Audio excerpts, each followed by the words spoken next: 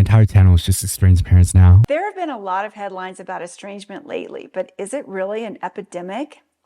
Well, 29% of Americans report being estranged from an immediate family member. 27% of American adults have cut off a family member, lasting an average of 4.5 years. 85% report going no contact for at least 12 months. And 95% of estrangements are initiated by the adult child. Although more daughters tend to cut ties, estrangement between parents and sons can be longer lasting. And it's not just in the US. Estrangement seems to be affecting the entire Western world. Why are so many kids cutting parents out of their lives? Why are so many bad parents unwilling to see that their children are people too and treat them as such, and then get surprised when those kids decide to leave because that is what's best for them? Is probably a much more accurate way to put that. Before we go on, you need to know that this is my hypothesis about estrangement. My goal here is to present some unique viewpoints for your estrangement. My goal here is to present some unique viewpoints for your consideration, and you can let me know what you think down in the comments. But please. But you can't let her know what you think, because she's going to call it an attack if you were like, hey, by the way, this is kind of narcissistic of you to lay out all the points your daughter made and then go, not good enough for me. Watch the entire video before you start banging away on the keyboard, and please be polite. Oh, all she definitely does. Grab your favorite beverage. She's a hard Karen. And she's trying to be more of a YouTuber. All right, grab your favorite beverage and yeah, don't be mean in the comments. Okay, guys, before we start, remember to like and subscribe, and also 50K collab with Cody Co. That's her, not me. Stop. I'm not doing it. She's just like so vindictive. Like, she's so convinced that she's correct. Settle into a comfy chair, because I need a few minutes to take you on a generational journey that gives you the background you need to fully understand what's happening today. For context, I'm old Gen X, and my kids are at the very end of the millennial generation. The vast majority of my viewers on this channel are baby boomers, with Gen X being the next largest cohort. Only 19% of my... The worst part of it, JP, is the people that she's making content for. Like, and I mean that completely, in that most of the parents, when you go through the comments, are like, oh, I don't know why my daughter cut me off. I was just telling her how to raise her baby when she asked me not to.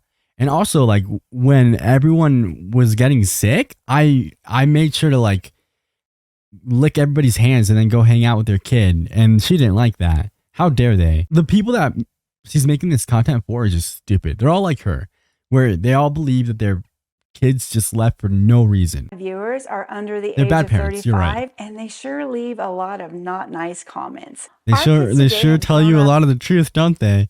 Largest cohort. Only 19% of my viewers are under the age of 35, and they sure leave a lot of not nice comments. They tell you the truth? You don't like that. What are the not nice comments? Hey, you know, you didn't take accountability for anything you said. If people were fulfilled and validated by their families of origin, there would be no need to seek chosen families. Very true. How nasty of a comment. Geez, who would have thought someone who's estranged from her kids would be willing to blame everyone but herself? Oh, how gross, dude. I'm 64 and still dealing with abuse. We've recently become more aware of narcissistic abuse, and we who were abused are finding the strength to walk away. These are generally the comments. They're like, hey, you know, maybe if the families were nice, people wouldn't stop talking to them. Which, like, maybe, yeah. Nonsense. These adult children are still adults. One doesn't have to disown one's parents to establish healthy boundaries, but they do, because generally a lot of these people will establish boundaries that are not respected. And it goes back to the kid, specifically her kid, being like, hey, I'm going to leave this. I'm going to keep my phone number the same. I'm not going to block you.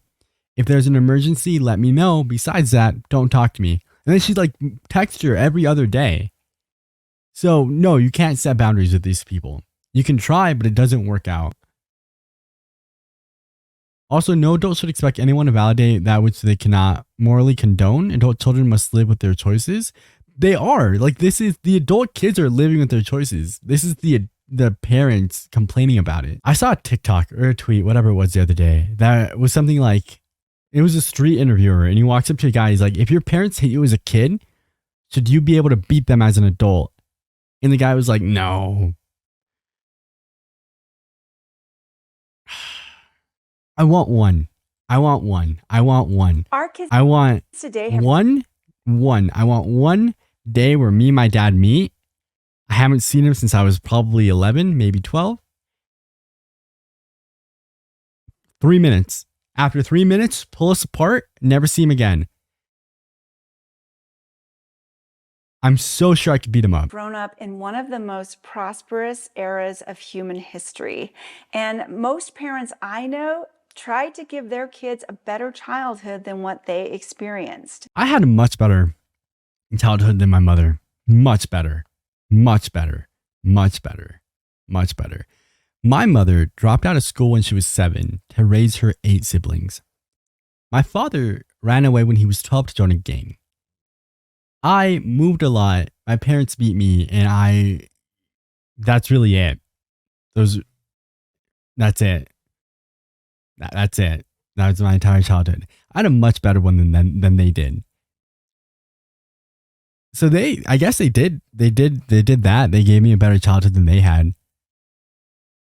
But they weren't good parents. So, were we as parents really that bad? Yes. Mark Twain once said, history doesn't repeat, but it sure does rhyme. So let's zoom out to the 30,000-foot view. And my she brought it thinking back. is that rising estrangement in the Western world is a symptom of much larger societal problems. And this has everything to do with We all have this like idea that we should give our kids a better life than we had. That's part of being a parent. Great. It's a good thing. That's not the problem with her. And I hate that she's bringing it up because, again, her kid listed out a bunch of reasons why they didn't want to be in their life. And instead of addressing those reasons, she's decided to make an entire YouTube channel about why it happened or why she thinks it happened because those reasons weren't good enough. So she's like, well, I gave you a better childhood than I had. She gave you a list of reasons. Was it in there? Was that in there? Because we can talk about it if it was. But you blurred out most of it. With the cycle of history that we are in right now. That was predicted way back in 1997. Neil Howe and the late William Strauss were historians who looked back over hundreds of years of human history, and they found something really interesting.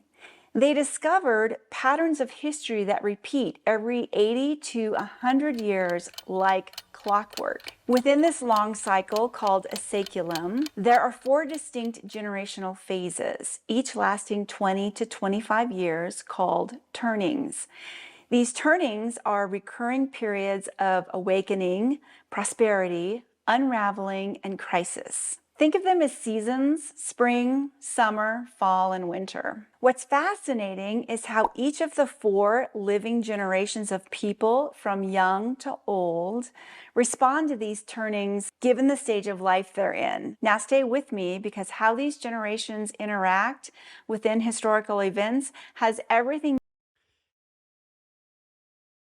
I've said the word hate a lot today. I hate the way that she speaks. I hate the way that these people will find any reason other than themselves to point to why whatever's happening is happening. And it starts when they're young. It starts when the kids are young, right? Like you'll learn when you're older, oh, you're a kid, you don't get it. Oh, no, you don't hate me. You're just going through a phase. What I think she's going to get into now is how every generation deals with some sort of problem. And her generation, her turn, is to have kids who are probably more progressive and who are like have these like set ideologies that have been indoctrinated into them and whatever. And she's gonna be like, so it's not my fault, but it is. To do with estrangement today. So here in the US, the prior 4th turning or winter ran roughly from 1929 to 1946 during the Great Depression and World War II. The silent generation was born during this time, and there are only 19 million of them still with us. These are the only people alive who remember the horrors of deprivation, genocide, and total world war. This generation forged a mindset of frugality vitality and resilience out of necessity, and they were often perceived as passive. They steered clear of the 1960s radicalism and remained cautious during the Cold War, but many supported, subtly, transformative movements like civil rights. On the technology front, the silent generation transitioned from radio to television to the beginnings of space exploration. So next came a first turning, or spring, running from about 1946 to 1964. This was the post-war boom and American high, and it was a period of worldwide expansion. The baby boomers were born into this era, with 70 million of them still with us. They grew up amidst the optimism of prosperity in two-parent households where people could afford to buy houses and cars and a nice life for their family. They faced Cold War tensions, the Kennedy assassination, Vietnam War, civil rights, and other countercultural movements, not to mention a whole bunch of groundbreaking technology. And all of these pivotal events shaped their diverse worldview, inspiring subsequent societal transformations like environmentalism and the women's movement and gay rights and the sexual revolution and consumer culture. Then came the second turning, think summer, from 1964 to 1984, during the consciousness revolution, which was an anti-establishment cultural awakening. Gen X was born into this era, with roughly 65 million of us still here in the US. Now, as Gen Xers, we grew up with the fear of nuclear annihilation. We saw stagflation and Watergate. In the 70s, we saw the end of the Cold War, the rise of MTV, and a roller coaster of economic highs and lows. We were the latchkey kids, often with both parents working outside the home, and that taught us self-reliance. The Challenger disaster, AIDS epidemic, 80s excess, and... You think that's what it was? You think so many of them just had their parents away from them, that they were self-reliant, sure, but they were also just like devoid of love? Like their parents weren't around to love them, so they just like, now they're just narcissists? Is that what happened? Because my parents were not around to love me, and now I'm sad. The fall of the Berlin Wall, all of these shaped our worldview, and we started out in an analog world, and then we motored right into the digital age, embracing early internet and mobile phones with pragmatism and a touch of cynicism. As a reminder, baby boomers and Gen Xers are the parents who are now facing estrangement. All right, so next came the third turning, or fall, and unraveling. And this was from 1984 to 2008. This was an era of neoliberalism, the tech bubble, and the war on terror. Millennials were born during this time, and they currently number around 72 million.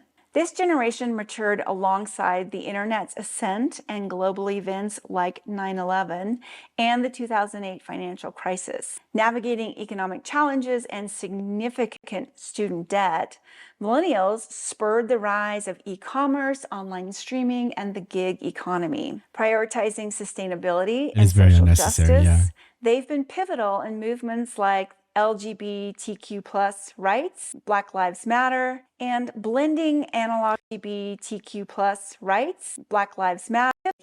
Millennials spurred the rise of e-commerce, online streaming, and the gig economy. Prioritizing sustainability and social justice, they've been pivotal in movements like LGBTQ+ rights, Black Lives Matter, and blending analog childhoods, think VHS players, with digital adulthood, think tablets and smartphones. They have a passion for innovation, and they've been reshaping industries and societal norms wherever they go. Now stick with me here, because it all comes together in the current fourth turning, which began roughly in 2008 with the great financial crisis, where older generations lost huge chunks of hard-earned savings in the stock market and the following real estate crash. So fourth turnings are marked by a profound societal crisis. They are often ignited by accumulation of long-building tensions. They're a time of great uncertainty and upheaval, and they often involve war or revolution, where institutional life is destroyed and rebuilt in response to perceived threat to survival. And they often end in a call for collective action and shared sacrifice. The dynamics between generations in a fourth turning are crucial. as younger generations come of age during this period, often playing a pivotal role in the reshaping of the future, while older generations are called to lead through incredibly turbulent times. Values are redefined, the nation's identity can undergo a significant shift that will likely have a lasting impact on the future of our country. So that's the overarching umbrella that we're under right now as we face our various... That was 9 minutes of unnecessary information, and it's not going to go anywhere. Like, this woman just loves to talk. Estrangements. Bringing it back to you, the estranged parent, whether you're a baby I'm the boomer, estranged parent. Gen X, or maybe you're even an older millennial who's worried about your kids doing... Do we want to role play? Do we want to just feel bad? I'll be the estranged parent. You guys tell me why we're estranged, and I'll just tell you that you're wrong. I'm sorry you feel that way. Doing this to you? Society is changing, but is it for the better? In the US today, we are more divided than ever before. People are struggling financially. They're more hostile. Almost 1/3 of families are experiencing estrangement. It's like we're losing the heart and soul of America. True, Bach. That can-do, work-together spirit that made this country great. Many individual and collective decisions over the years have led us to the unintended consequences that we are now facing, including parental estrangement, which is just another nail in the coffin of Western civilization. What are the other symptoms of societal decay? Well, here are 7 more to chew on. Number 1, rising individualism. Western culture now glorifies unique identities above all else, dividing people by race, gender, politics, and so-called woke ideology. This is leading us to rigid thinking where it's an us versus them mindset. So for those who are not expressly with us, that means they're against us, with many prioritizing their own success over caring for other people. She's entangling 2 different things, which I think are individualistic success as a person and also like individualistic identity. Because when you talk about like identity and gender and race, there's a difference between like, hey, you know, like let's notice that we all probably have different backgrounds and we're different people. There's a difference between that and being like, oh, this one person hates you because you're gay. That's a problem? Why is that a problem? She's definitely like on the wrong side of this. We know that though. Is it woke to be loved and understood as a person? So true. Culture seems to be becoming more and more narcissistic. Number 2, institutional... I hate her. I'm not narcissistic. Society is. Becoming more and more narcissistic. Number 2, institutional corruption. Political and bureaucratic corruption infects just about every level of government, including schools and universities, where ideological indoctrination of young...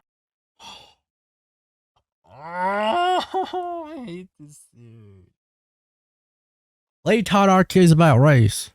They want to teach them that all whites are racist. Christopher Columbus was racist? All right. Well, then explain why he gave all the natives blankets. Would a racist do that? Would a racist give the natives blankets? Smallpox, that's not what this is about. Stop talking about vaccines.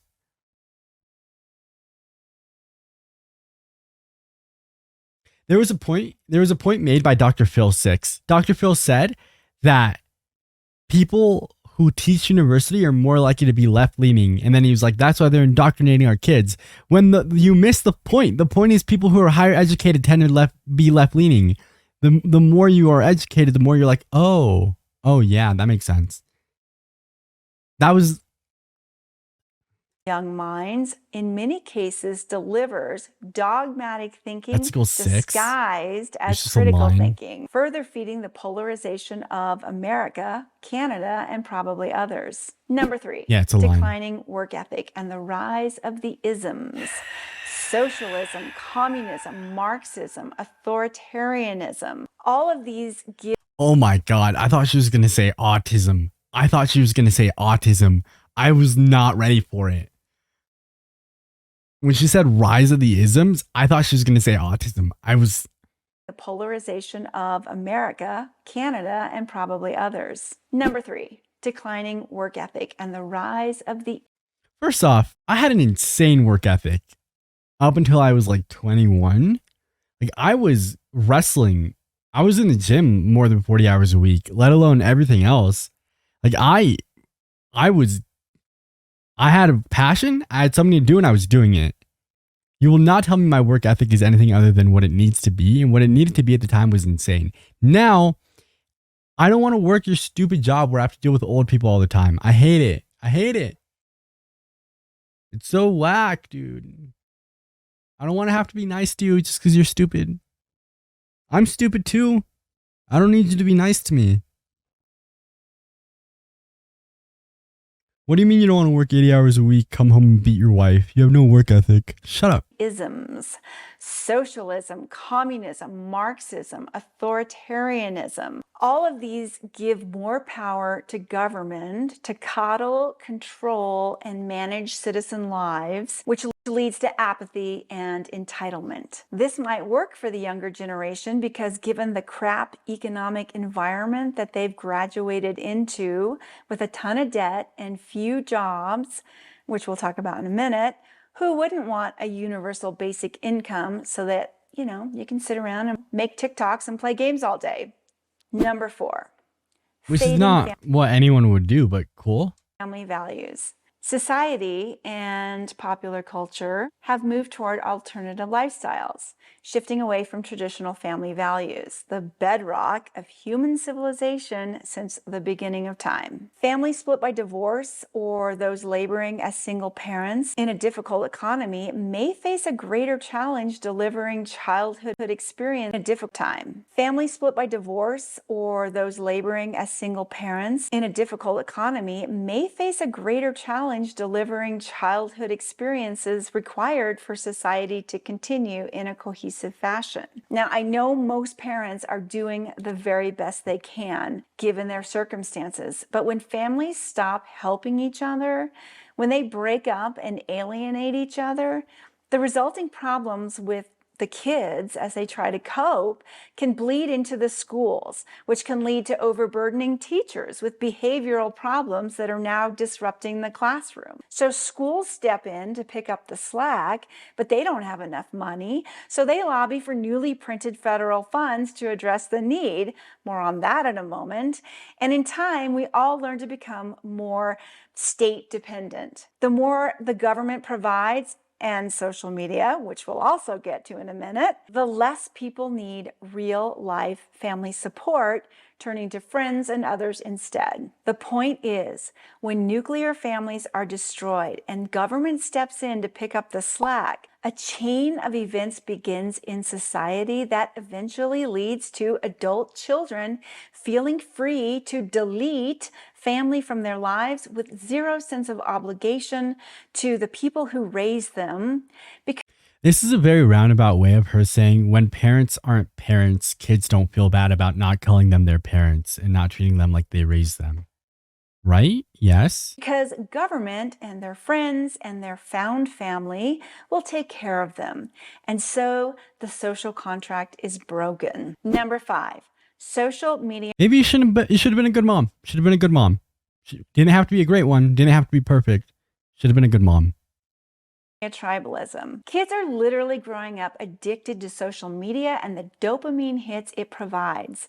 They swipe for hours on end. I love dopamine. Jumping on each new trend for likes and loves and adoration, freely attacking anyone who disagrees with their worldview that they learned in school or online. Studies are just beginning to come out on how this affects neurological development, so that'll be interesting to see. But if you doubt the power of social media to fuel an angry mob toward utter destruction in a very short time, watch Johnny Harris's documentary on how viral memes on Facebook led to actual genocide in Burma. Some of it's not bad. Like I know old people who sit and play Candy Crush all day, Like, yeah, you got something to do. But there are definitely old people who just sit on Facebook all day, retweeting right-wing memes. Women, haha. No rights for you. And that's it. What a great meme. And then they run a page called the Left Can't Meme. Link is below, which leads us to the big leagues, where social media is the perfect tool for creating this next symptom of Western decay. Number 6, mass formation psychosis. This You're happens right. decoupled from one another and have free-floating anxiety. It's because they can't make sense of what's truly happening. They feel threatened, but they can't pinpoint exactly why. So people in this state are easily focused by a leader, events, or even a viral meme, just like hypnosis. They can literally become hypnotized and be led anywhere. This effect is almost cultish. Dude, they believe leading them this. to It's denounce so and sever stupid. ties with anyone who disagrees with their worldview. My daughter saw a meme and now she hates me. My daughter saw a meme and now she won't talk to me. My daughter ended up on one of those English or Spanish TikToks and now she just won't talk to me. How many people on Facebook unfriended those who supported Trump? How many people blocked? Rightfully so. How many people on Facebook unfriended those who supported Trump? How many people blocked those who questioned taking an inadequately tested vaccine?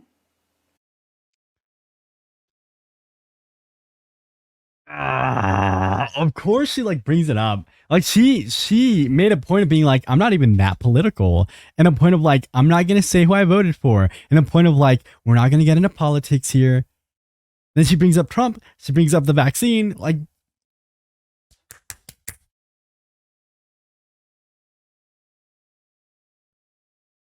Unfriended those who supported Trump.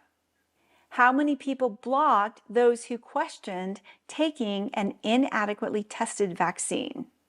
The COVID hysteria is a perfect example of this phenomena in action, as was Hitler's Germany. I've linked a video in the...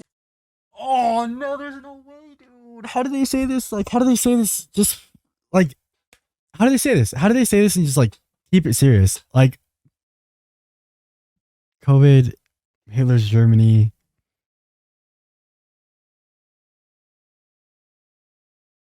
If you don't get a vaccine, they call you a Nazi. That has nothing to do with all the Nazi memorabilia in my house. Description below that explains this concept in detail. And this brings us to what many think is the root cause, but isn't. Number 7, U.S. fiscal mismanagement. Rising U.S. debt and consumer price inflation are just symptoms that point to the root of our problems, so pay attention. The United States government and its dealer, the Federal Reserve, continue to conjure up more dollars out of thin air to pay for wars, bureaucracies, and more bureaucracies, which makes everything more expensive for all of us, especially young people just trying to get started with their lives. Now stay with me, it's gonna make sense, and it does feed back into your estrangement. Rising prices cause a lot of anxiety for a lot of people as .gov continually corrupts our unit of trade, the US dollar. Every new dollar they create devalues Who just keeps the dollar on them? dollar that you work for. Oh, I have a dollar in my wallet, don't I? I take out cash because this dollar is a my card medium expired. of exchange. It's a symbol of trust, actual trust. Trust that you can trade it for something of value when you need to. The more they diminish it. The hard part about this is that she thinks she's making a point. Like, these people think they're smart. The more trust is destroyed in our society. Here's another way to think about it. It's like the US government is an addict, and the Federal Reserve System is the drug dealer. And the dollars they create and artificially pump into the economy, they're like the dopamine, the high that we seek. Natural levels of dopamine, the result of hard work, achievement, and doing good for others, is good. But getting an average 7.7 times the amount of dopamine into your system every year since 2008, which is the amount by which the money supply has risen in the US since then, it's not natural, it's not good. It looks like this, and it leads to impairment. We, the American taxpayer, now owe almost $34 trillion to our creditors. Here's what that looks like. Yes, it's almost 4.5 stacks of dollar bills piled from the earth to the moon, which is 283,900 miles away. This number is literally so big, it's mathematically impossible to pay back at this point.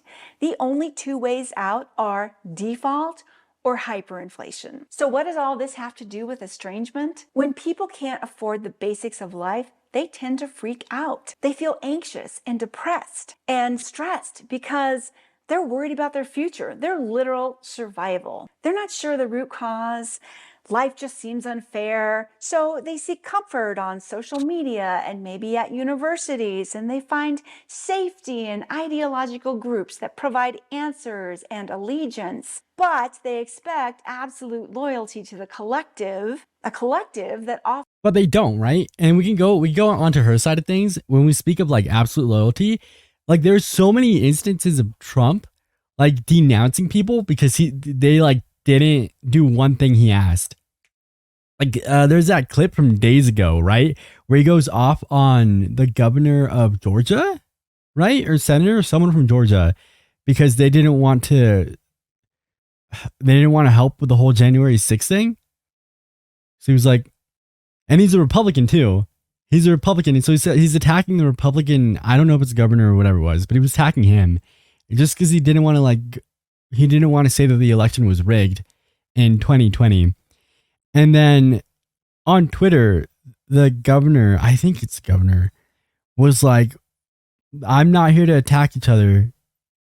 I'm just here to make sure that Kamala Harris doesn't get elected. And it's like, they're all so stupid. Often encourages people to jettison toxic people or anyone who disagrees with them, including family. The corruption of money, government, and public institutions, along with our addiction to social media for likes, loves, and validation, where we can be as nasty as we want, hiding behind our screen names, leaving holier than thou comments to make ourselves feel better. Screen names. How is this holier than thou? That's just accurate. It's such a Karen. It's no wonder she left, right? I agree. Selfish narcissist female canine. Oh, I see what you're saying. Feel great for your daughter. Wow, what planet of ego does this narcissist live on? Daughter, if you're reading this, you did the right thing. Never go back. It took me until I was 55 to go no contact with my own narcissistic mother. It was 30 years too long. That's a really good point here that she's going to ignore because she does the whole like they're not old enough to understand yet thing. They haven't stepped back enough to see from 30,000 feet. This person didn't cut off her mom until she was 55. You're telling me she's not old enough? No, she gets it. And she felt like she was too late. Ourselves feel better. I mean, just watch who swarms into the comments beneath this video. They're going to beat everyone else into submission with their labels and judgments and proclamations Shut up, based on watching half a video, according to my analytics. Not to mention social media's superpower of fueling mass hysteria at a moment's notice. Who is editing this? Who has time to verify anything anymore? Because the average human attention span is... The thing is, like, the more she talks, the more she outs herself, right? Because at the first video, you can make an argument for like, okay, maybe we don't fully know. Maybe she really just like, when she goes, this, I'm not even that political. This is between her and my husband, Ted. Okay, maybe like she just doesn't want to start problems. But the more she talks, the more she's gonna out herself. The more it's like, no. You're a problem. Is down to 8.25 seconds, and everyone seems to have ADHD. So snap judgments are the norm because everybody just does this all day long. Stop doing that. And nobody can focus on anything anymore. Oh, yeah. You're a narcissist, and the first one was bad. Oh yeah, and white supremacist, yep, toxic, bigot, yep, type that, move on. Since the pandemic, it has been widely reported that the U.S. is facing a mental health crisis, which is a whole nother story. But not everybody can afford professional help.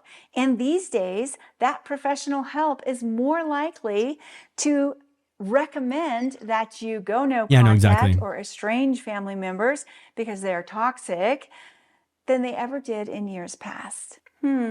I wonder why. So, my estranged friends, beyond the mistakes we made as parents, estrangement is just another symptom of substantial societal decay. We need to find ways to start having real conversations again, or this is going to end in war.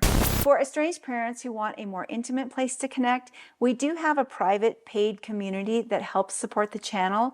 So if you want more information, there's a link below. Next time, we're going to share the story of another estranged mom who lost and then found her son again. The most hilarious part to me as someone who researches sociology is that generational cycles influenced by economic prosperity is a very real concept, but it's actually her generation that is considered the one that was raised and lived in the era with the most prosperity, post-war golden age of capitalism, and her daughter's generation is considered the one living through the harder times in the cycle, post 9/11, which all the negative traits she puts on millennials throughout the whole video are actually meant to be applied to toxic boomers and Gen Xers. That's why everything she says sounds twisted around. Frontal abuse lasting into adulthood, predominantly featuring regular criticism, lack of emotional, practical support to achieve the standards they expected of me, unwelcome, any comments about my body, pressure to live as they thought I should live, get married, have children, giving out my personal information to the immediate family of a cousin who essayed me as a child after I indicated I would be pursuing legal action against them, and that's gross. And other grotesque boundary violations, refusing to listen to me as I politely but firmly explain when they cross a boundary and ignoring the distress they cause by invalidating me. That's behind so-called estrangement epidemic. We woke up and started speaking up and gave voice to the other people who were abused, encouraging them to speak up. Like the old commercial, they told two friends, then they told two friends. Thank you, technology. I want to see her reply to it. I'm sorry you went through all that. Okay.